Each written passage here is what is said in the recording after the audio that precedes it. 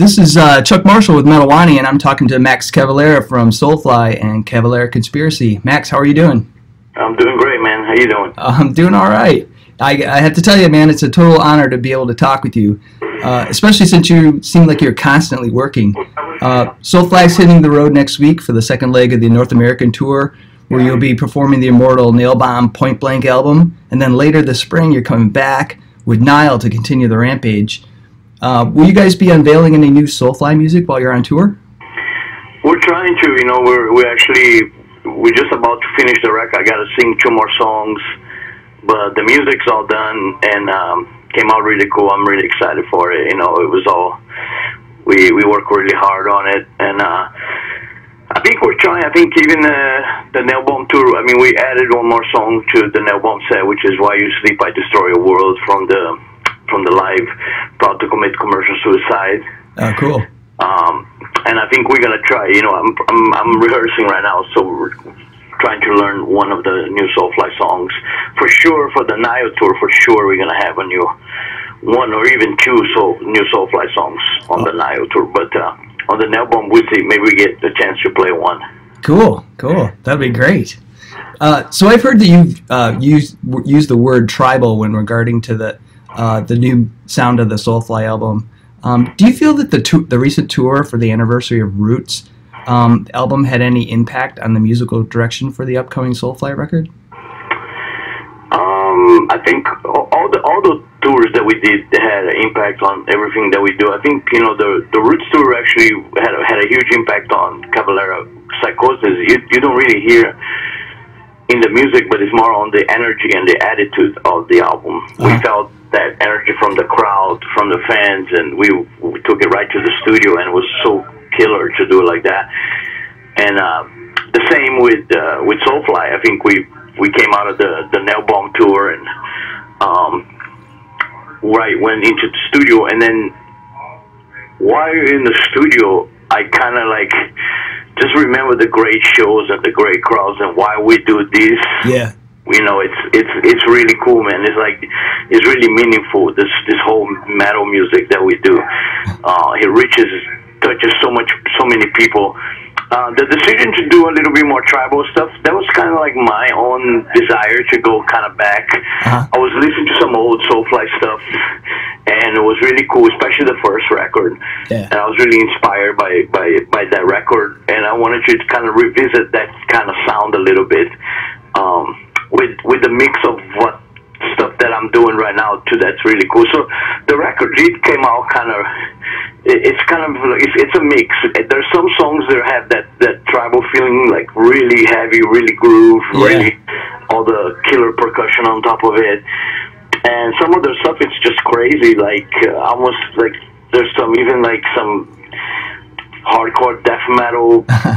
Black metal, all mixed up, man. Awesome. From all the stuff I listen to, because I love metal in general. You know, I've been listening to a lot of new Genocide Pact. Is awesome. Arms Away, you know, and Immolation, you know, Suffocation. I love all of that, man. Awesome. You know, so it's like it goes into my music somehow. It just gets there, you know, just and it ends up there. So there is a lot of cool fast stuff, man. I was really happy because my son plays drums, and I was really like pushing him to like play fast, and he did. And there's even a couple blast beats on the record, which is really cool. So on that part, I think the record is gonna be cool. I kind of feel that it's gonna be kind of like, some people are gonna dig more the tribal songs, some people are gonna dig more of the fast songs. But I was kind of thinking that it's kind of a tribal thrash album, actually, which is kind of cool. I think it's never been quite done like that, you know. So it's like the tribal stuff mixing with the thrash stuff in a huge way. So I think that is the best kind of description I can give of the new Soulfly. Yeah, tribal thrash. I think that sounds pretty cool. That does. That sounds great. It sounds awesome. Do you have any concepts for like the name or like a release date for the album yet? Not really. I mean, like the songs are kind of political a little bit. There's some songs about what we're in right now, the state of the world, you know. Yep. So there's a couple songs that were actually related to tribalism, because I was thinking about a lot of tribal stuff, and I was thinking about how the Indians got fucked, you know, right. How they came, how the white men just came and just told them who they have to pray for, and stole the culture, stole their, and give them disease. So that was kind of a cool concept. I always loved that concept of like the whole. It's so aggressive. It's so heavy. What happened to the Indians, you know, in Brazil and here in America, you know. Yeah. So I did a song called "The Furious Rape," and then that one is hardcore about the subject of how the Indians got fucked. Right. And then there's one that's about a murder that happened here in Arizona in the Navajo lands. Was a girl that got killed by a cop. Oh shit. It was a huge article in the New Times. I read the whole article and I was really obsessed, and we actually turned into a real cool song, and I actually went to Tuba City and recorded with the Navajo with some Navajo Indians. So we're gonna put their chant also on the song. Oh, seriously, like a drum circle? It's kind of like that. It's like a tribal ending with the drums. Yeah. So, and we have like a lot of them singing.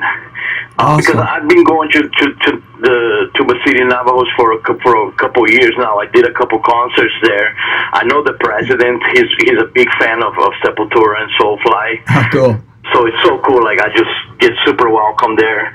And so I had this idea to drive there, and just me with my recorder, and I just sat in my hotel room with a bunch of Navajo Indians, and they did the chant, and I recorded. Awesome. And I'm just gonna throw that chant on the record, and it's gonna be on this song about the Navajo murder. So that should be really cool. And there's also a really cool song. It's kind of like a Motorhead song. I think it's gonna be the last song on the album. I think we're calling it Feedback.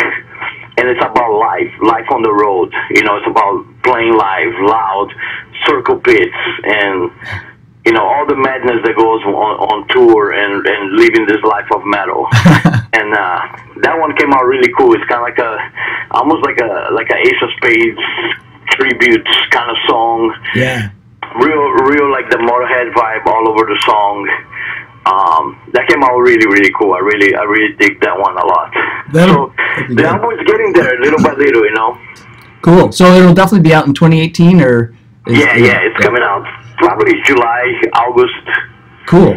You know, that's what we're trying. We're getting Eliran Cantor is doing the album cover. He's the same guy that did Archangel. Oh, awesome. Yeah, I think we're trying to get some kind of like tribal imagery, some kind of thing. He hasn't shown me anything yet, but he's working on it, so it should be cool. And then the album has also a little bit of a spiritual vibe too. So I think on the inside we're gonna have a lot of different symbols from all different spiritual, like different religions and things like that. So it should be pretty cool. Yeah. Do you think you'll tie it in at all with like the 20th anniversary of the band itself? No. I think so, man. I mean, it's you know, it's not a copy of the first record, but there's some stuff that reminds of it. I think the raw energy is real similar to the first album. So I think it's perfect to make this record. I think it's appropriate, and it was the right record to make right now. Recording with Josh Wilbur too was great. He helped a lot on everything from the drums to all the you know, a lot of cool ideas, and it was a cool studio. We all felt really comfortable in it. I think it's a perfect record to come out after 20 years. It's our 11th album, and we're very excited for it. Awesome, man. Sounds great. So given that you write for a variety of musical projects, from Soulfly to Cavalera Conspiracy to Kill or Be Killed, plus a bunch of different contributions with other artists, how do you go about sorting out the musical ideas and deciding which one should belong to a given project? I just kind of like try to write for a specific album. You know, that's my favorite thing. Like, when I was writing for Psychosis, I was on that Psychosis mood. You know, I was like all into the whole death thrash thing, and that's all I listened to. And we created a record that came out like that, you know, so it was like the inspiration for it kind of locked in, and it's kind of cool, like the vision that you have before the album and what the album comes out, they're two different things. And I kind of dig that. Like, you have a vision in your head, and you go to the studio, and it comes out kind of different from what you had in your head. But it's okay. That's part of the magic. You know, it's cool. It's hard to really control exactly what you want. I think there's a couple bands that managed to do that. I think Carcass did that on their last record. Yeah, so they really were really focused and got the idea. We tried on Psychosis. I think we got pretty close to the original idea. So I just, I entered Soulfly with this kind of tribal thrash idea, that's right. Mixing the tribal and the thrash and death metal and thrash metal elements. So that was kind of like on the writing, that's what I was thinking about it. So you kind of put yourself in that kind of, on that moment and just kind of write. And I just write a lot of riffs. That's my favorite thing. Lyrics come later. I'm not a big fan of writing lyrics. I do it because I have to. But my main thing I love is the riffs. That's the thing that's my heart is on it. I love making riffs, and the new album has got full of a lot of great riffs, and I'm really, really happy that they came out good. Awesome, man. Well, you do a great job with the riffs, I got to say. Thank you, man. Yeah, appreciate it. So, talking about Killer Be Killed, Greg is done with Dillinger Escape Plan. Troy from Mastodon's got just a little bit of time for their next tour. So can I assume that you guys are going to get together and write a follow-up album? We're trying, man. I'm just so busy all the time. I actually talked to Greg and Troy a little bit, and they say they might start working on some music, even just between themselves. Oh, cool! And I'll join in later, which is totally cool with me. I don't have any problems with that. That's it's perfect. As long as we get there eventually at some point. Yeah. But yeah, whenever I have a little free time after the Nile tour, I'm probably gonna have a little bit of free time. I'll probably be able to get down with those guys and cool.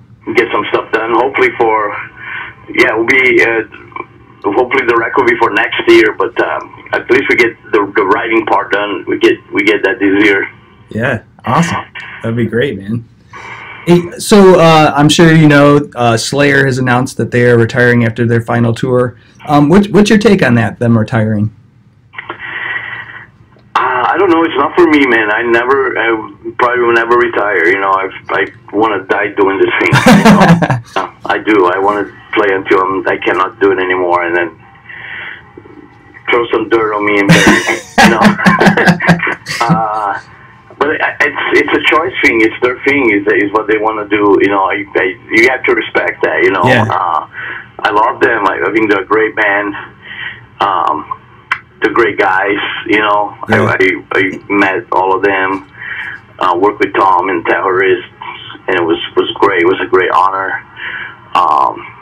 It's like, so part of me is a little bit sad that that's happening because they are such a great band. They're always releasing good music, Right. And got to see them play live a bunch of times. It was great. And we did the Soulfly SLAYER tour, early 2000s.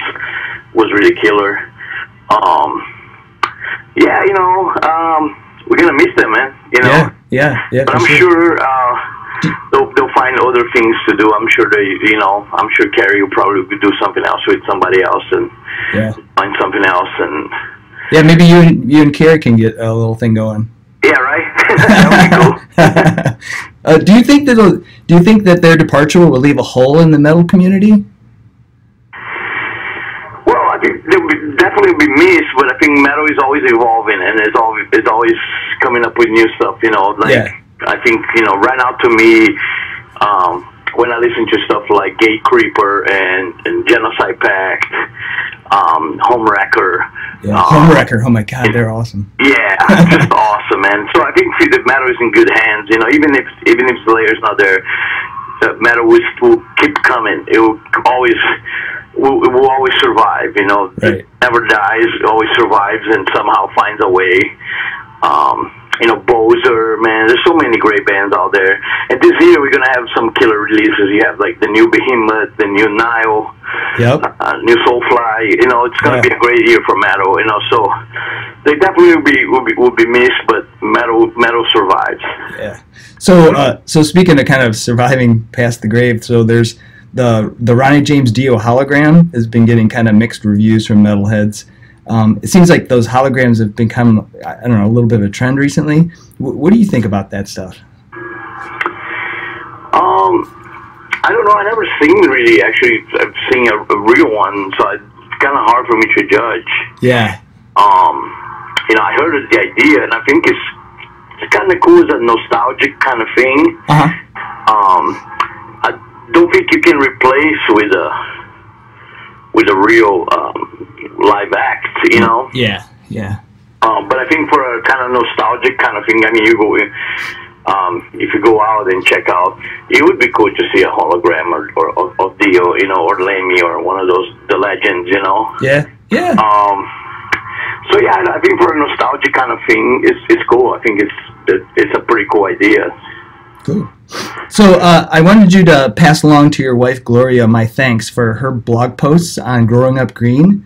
She does a great job of providing like an insight into the past and present of your family and the music. Yeah, I know, it's great, right? Yeah. Yeah, she always kind of like reads them to me, and I think it's so cool. She finds all those crazy stories. A lot of them are not even in my book, you know?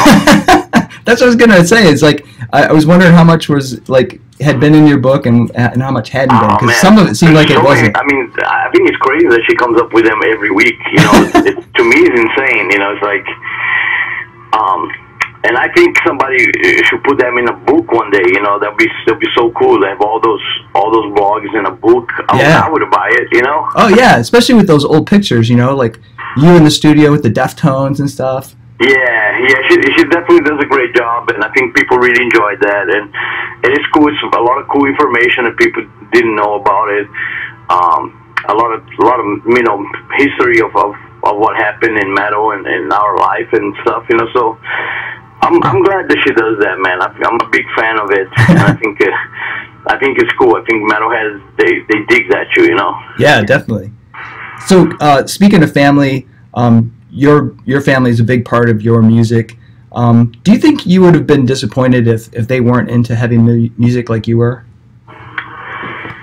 Well, maybe a little bit, you know, but yeah, it's like kind of like you have to, you love your kids no matter what, you know, no matter what they do, you know. I mean, I have grandkids and all they listen to is pop shit, man. You know? it's a torture to go ride in the car with them because they demand to play pop, you know, and so you have to listen to that crap, you know. So I'm certain when they grow up, they'll be metalheads eventually. You know, they always end up, you know, right, turning them into metalheads. But I'm really glad that out of my kids, you know, a lot of them got, you know, Richie got into Inside and doing great.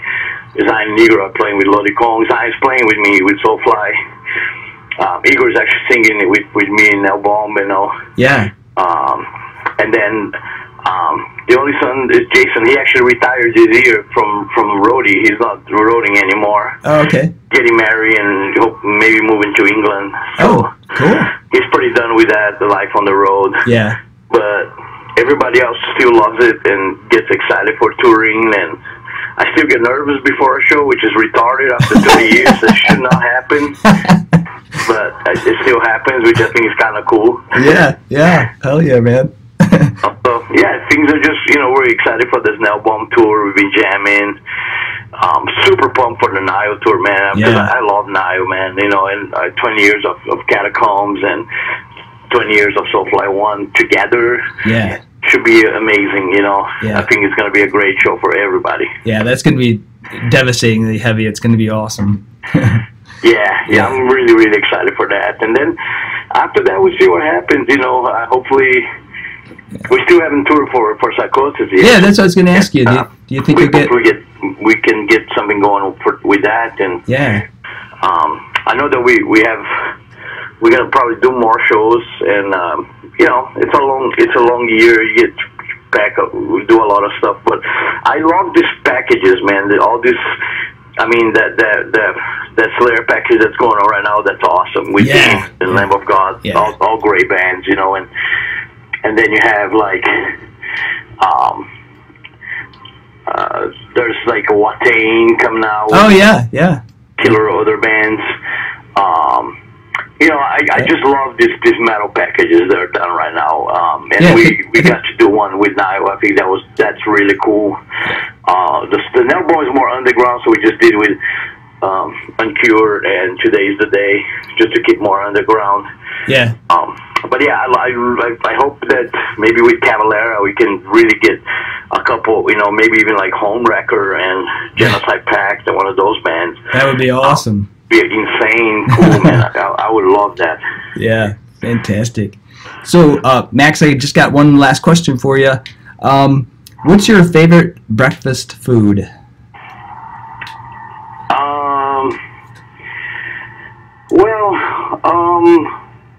I don't really eat that much breakfast, but you know, like probably Coca-Cola, man. Awesome. That's a way to get your day started, man. That's how you get it started, yeah. Awesome. Well, Max, I really appreciate you taking the time to talk to me. I'm a huge fan, so thank you so much. Awesome, man. Nice talking to you, brother. All right, man. Take it easy. Yeah.